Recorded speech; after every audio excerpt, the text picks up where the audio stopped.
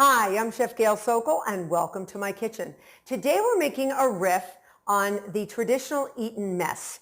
Now this is a traditional dish served, it is dessert served in Eton College for their annual cricket games, and it basically is a meringue that is mixed with whipped cream and usually traditionally strawberries. Now today we're making a Black Forest Eton mess, and it's my riff on the traditional one, a little bit different.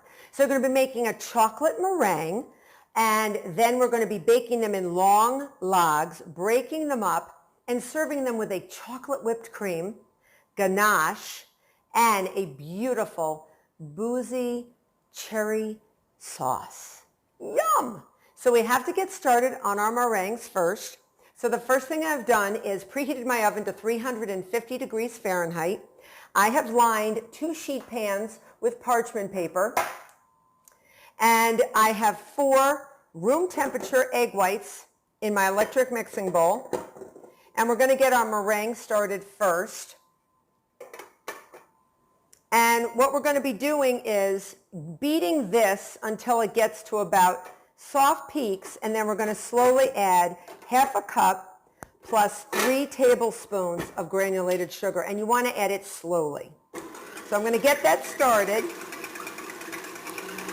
So you're going to see that get foamy, and you want to add the sugar gradually because the egg proteins, which is the albumin in the egg white, is going to basically get a lot of air inside of it, and those protein strands have the sugar around it, and this sugar will prevent the egg whites from getting super like soapy suds, like very dried out, so it'll be a nice moist meringue. In the meantime, I'm going to whisk 1 cup of confectioner's sugar and half a cup of cocoa powder, unsweetened cocoa powder, together, because we're going to fold that in after our meringue gets done.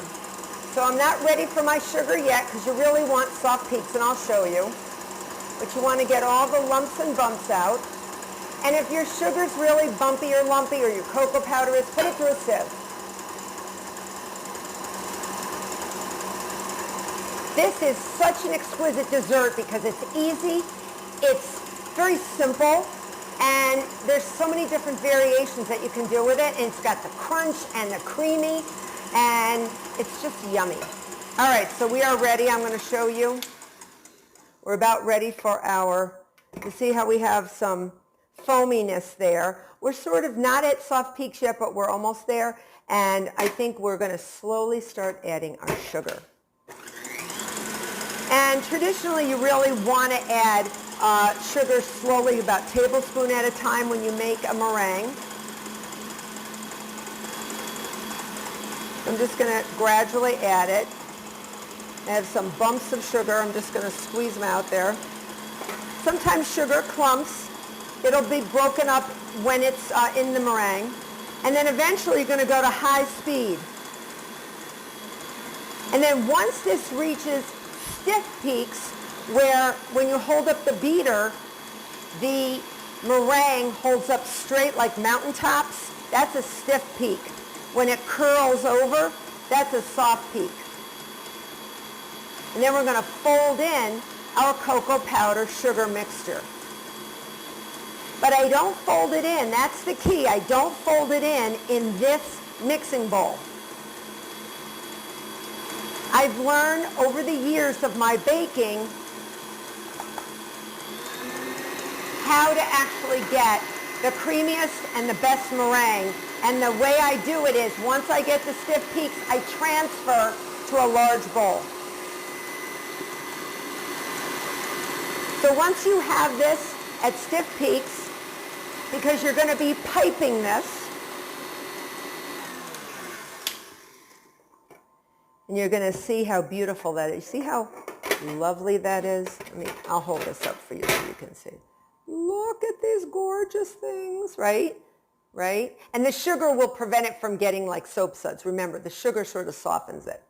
So we're going to bring this over to a very large bowl.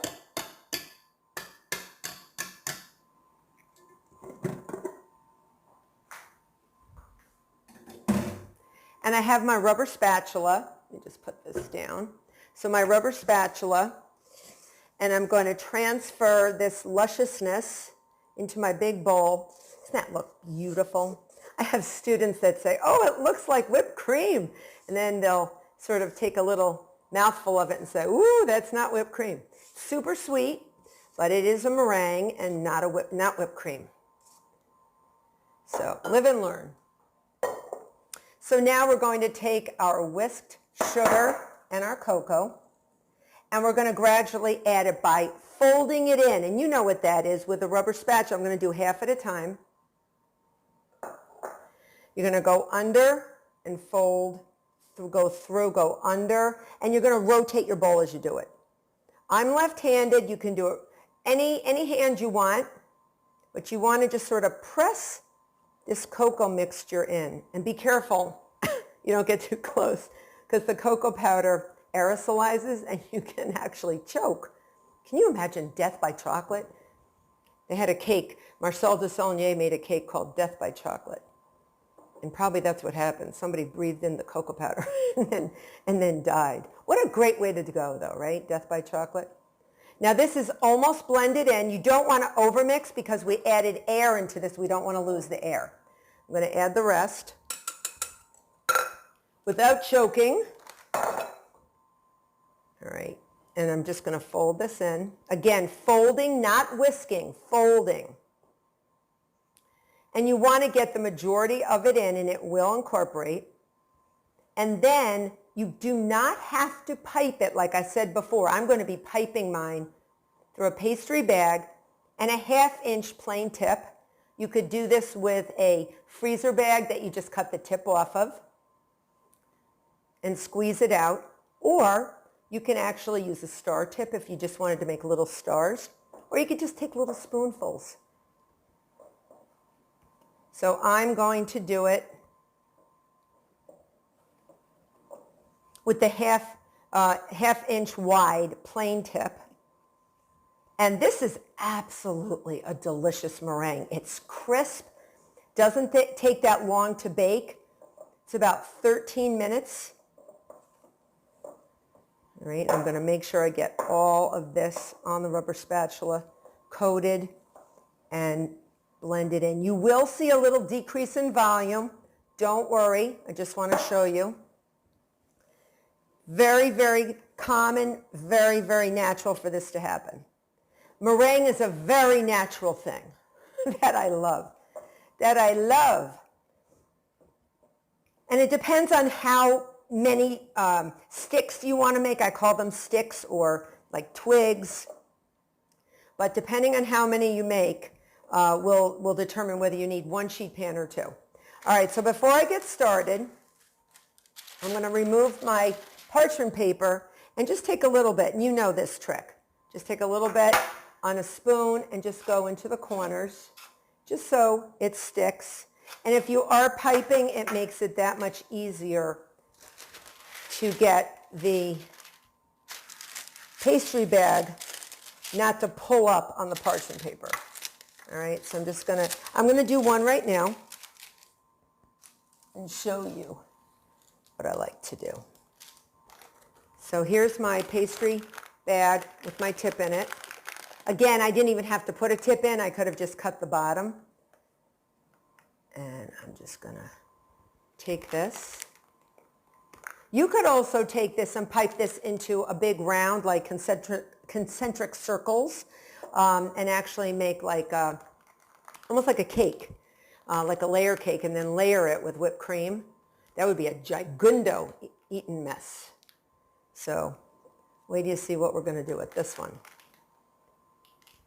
And Eton mess can be made individually. Very often in a recipe you'll see it created for the individual eater, but we're going to do it in a really spectacular manner, you're going to see. All right, so see, it's coming through. So I'm just going to go straight down the length, and then I'm going to break these logs after, or these twigs or sticks. And they're really not going to expand much. Just cut it off there.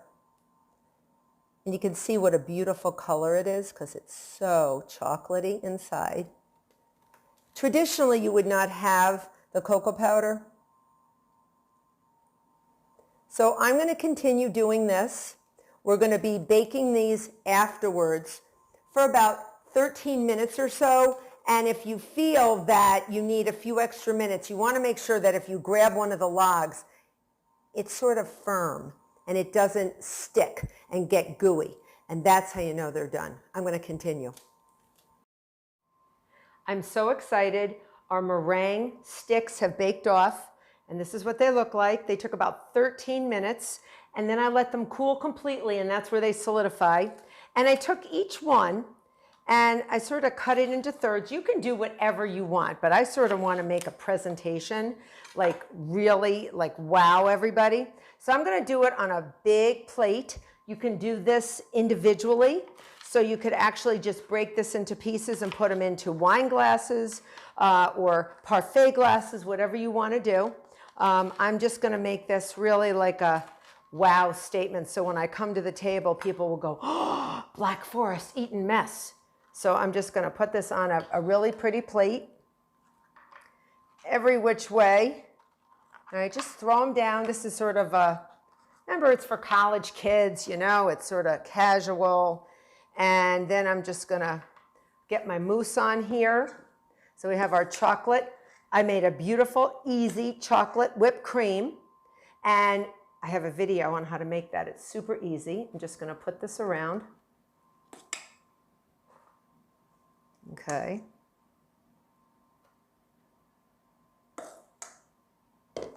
And you can just do anything you want with this, because anything goes. All right. Anything goes. And then I'm going to put some Boozy cherry sauce on there. I also have a video how to make that as well. So I'm just going to sort of drizzle this around. All right. Everything should be cold because you don't want your whipped cream to sort of liquefy like the Wicked Witch of the West.